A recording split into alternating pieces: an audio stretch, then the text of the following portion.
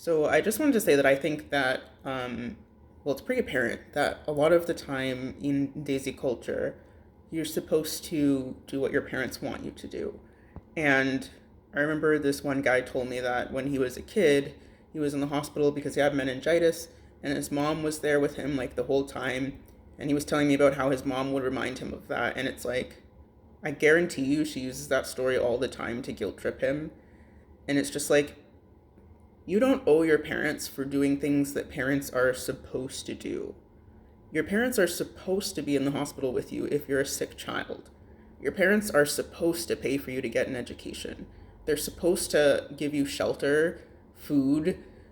They're supposed to love you and lift you up. Like, those are things that parents are just supposed to do. That's called parenting.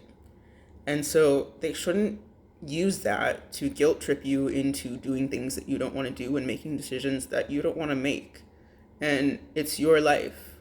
You don't have to feel guilty for wanting to make decisions about what you do for a career or who you're friends with or who you love and who you're going to marry and have kids with. Like, that is your decision. That should be your decision. It should not be your parents' decision. And wanting to make those own choices for yourself in your own life does not mean that you are ungrateful or a bad daughter or a bad son or a bad person.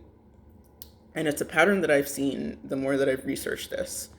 The parents will try to guilt trip the children into doing what they want for them to do. They'll use things like, "Oh, I did this for you, so you have to do this for me, and if you don't, you're disrespecting me, you're ungrateful."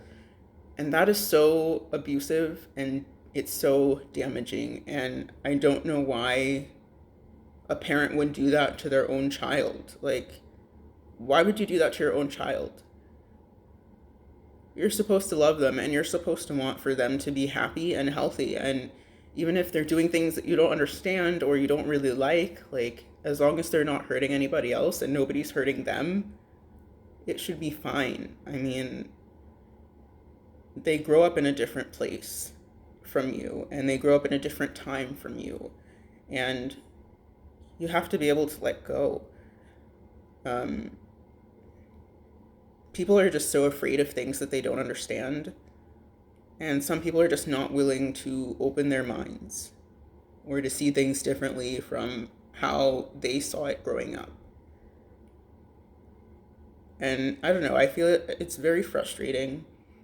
And I see how it affects a lot of people that grow up in that community. And I don't know, I think that's like a mindset that needs to change. You don't own your children. They come through you, but they are not you. And you don't live vicariously through them. Like, you have to allow them to be their own people and to make their own decisions.